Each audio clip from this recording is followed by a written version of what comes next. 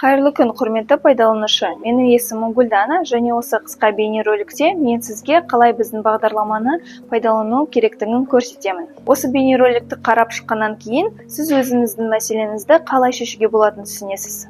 Сондай-ақ бағдарламаның мүмкіндіктерімен жақынырақ танысасыз. Бұл видеода тауарды есептен шығару процесін қарастырамыз. Ол үшін меню арқылы торговля бөліміндегі списание товары бөліміне өтеміз.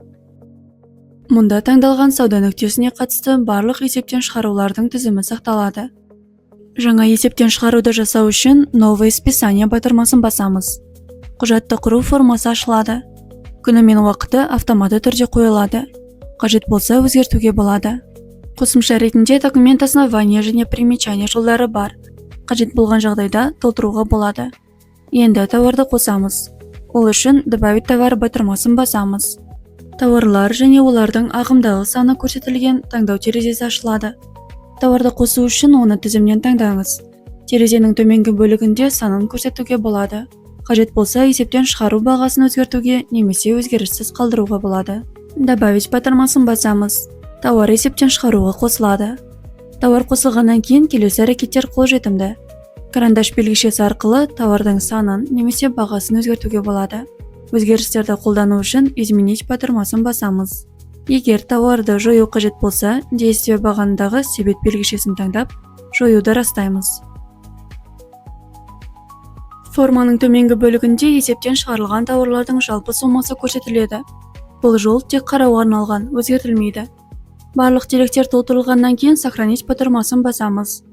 Есептен шығару құжаты тізімде пайда болады, және оны көшіруге, өзгертуге, жоюға, немесе басып шығаруға болады. Өңдеу үшін изменить батырмасын басамыз. Қажетті өзгерістерді енгізіп, сақтаймыз. Басып шығару үшін печать батырмасын басамыз. PDF форматында құжат қалыптасады. Оны сақтауға немесе принтерді таңдап басып шығаруға болады. Бұл мысалда құжатты сақтаймыз. Печать батырмасын басып, құжаттың атын енгіземіз, сохранить басамыз. Есептен шығару кезінде тауар саны азаяды. Мұны товары бөліміне өтіп, ағымдағы санын қарап тексеруге болады. Есептен шығару кезіндегі шығындар кассада көрсетілмейді.